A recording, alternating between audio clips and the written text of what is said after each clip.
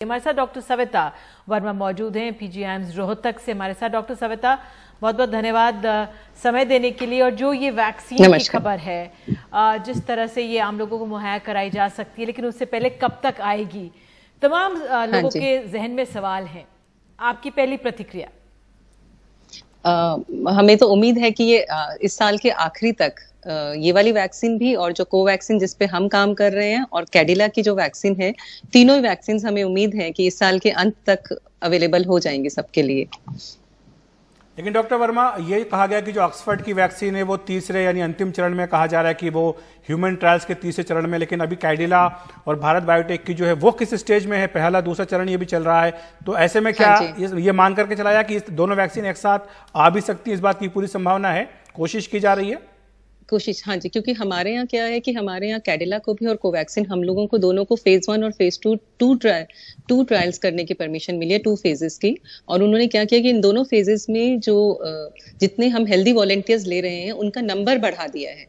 तो फेज 1 और phase 2 trials के अगर रिजल्ट अच्छे आते हैं तो फेज 2 ट्रायल के बाद ही उनको मार्केट ऑथराइजेशन मिल जाएगी। और इसके साथ साथ जो सीरम इंस्टीट्यूट की वैक्सीन है वो भी फेज 3 या आखिरी चरण जो चल रहा है उसमें भी उन्होंने 1600 हेल्दी वॉलंटियर्स के ऊपर उन्होंने वो करना है। और ये वैक्सीन जैसे हम लोग पहली डोज अगर आज लगा रहे हैं तो दूसरी डोज 28 दिन के बाद लगनी है, और उसके 28 दिन के बाद हमें पता लगता है कि कितनी इफेक्टिव है या नहीं है किसी भी डोज के लिए। तो जब तक उनका वो तीसरा चरण खत्म हो रहा होगा तो हमारा कोवैक्सीन का और कैडिला वालों की वैक्सीन का भी दूसरा चरण खत्म हो रहा होगा। तो सबके रिजल्ट्स ऑलमोस्ट साथ साथ और या आगे पीछे ही आएंगे, ज्यादा डिफरेंस नहीं होने वाला। डॉक्टर सविता, बिल्कुल डॉक्टर वर्मा ने दी जी निधि, मैं यही समझना आपसे चाह रही थी, क्योंकि डॉक्टर गुलेरिया एम्स से भी हमने बात की थी, जो डायरेक्टर हैं उनका भी ये कहना था किस तरह से फेज 2 में हम हैं। हमने साइड इफेक्ट्स के बारे में भी उनसे समझने की कोशिश की थी। आपसे मैं जानना चाहूंगी मैम, एक आम नागरिक के लिए, कि फेज 2 और फेज 3 में अंतर क्या होता है, क्योंकि सबकी निगाहें बस वैक्सीन पर टिकी हैं, तो क्या अंतर समझे एक आम आदमी? जहां तक वैक्सीन ट्रायल्स का सवाल है तो उनके वैक्सीन ट्रायल्स में फेज 2 और फेज 3 में बहुत ज्यादा अंतर नहीं होता। नॉर्मली क्या होता है कि फेज 1 में हम लोग 200 से 300 इंडिविजुअल्स या पेशेंट्स के ऊपर या पार्टिसिपेंट्स के ऊपर करते हैं, और फेज 3 में वो 4 से 5,000 का नंबर हो जाता है।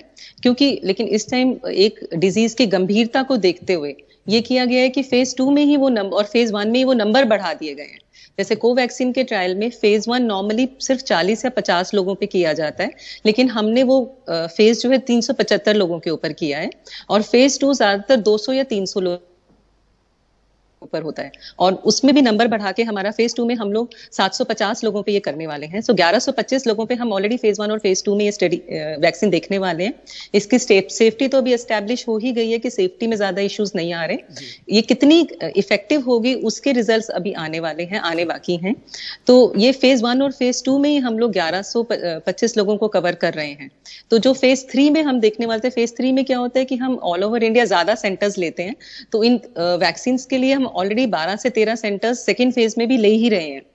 तो जो काम हम फेज 3 में करते हैं उसको हम फेज 1 और फेज 2 में ऑलरेडी कवर कर रहे हैं, तो ताकि ये टाइमलाइन थोड़ी सी कट शॉर्ट हो सके और वैक्सीन जल्दी लोगों के लिए उपलब्ध हो सके। डॉक्टर वर्मा, एक सवाल जो था, जो प्राइस की बात की गई है कि $3 में देने का लक्ष्य रखा गया है, ये भी कहा गया है कि 92 देश जो कि विकासशील देश हैं, जिनमें कि भारत भी शामिल है, वहां पर 10 करोड़ वैक्सीन दी जाएगी।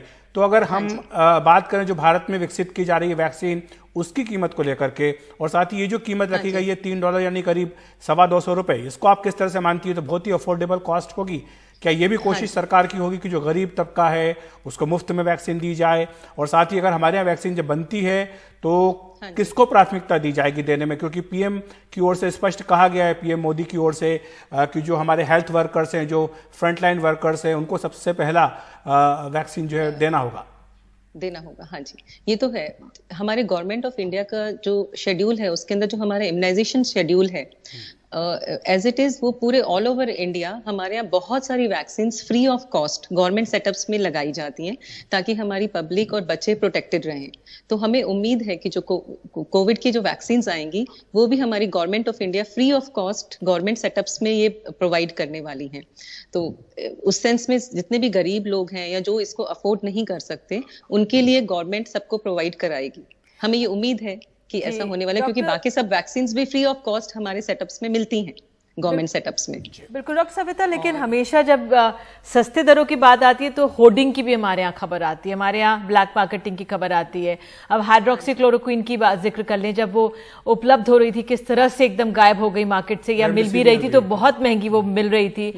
तो मैं आपसे ये समझना चाहूंगी कि ये आए और सुनिश्चित कैसे होगा कि ये मिल पाएगी, और वैक्सीन के कितना बड़ा खेप बनाया जा सकता है, क्योंकि एक बना दिया फिर उसके बाद दूसरा, कितना समय लगता है बनाने में? मैं आपको बताऊंगी क्योंकि ये बहुत एक इम्पॉर्टेंट इशू है और इसमें इंडिया ही नहीं बाकी सारे कंट्रीज, वर्ल्ड की सारी कंट्रीज इन्वॉल्व हैं।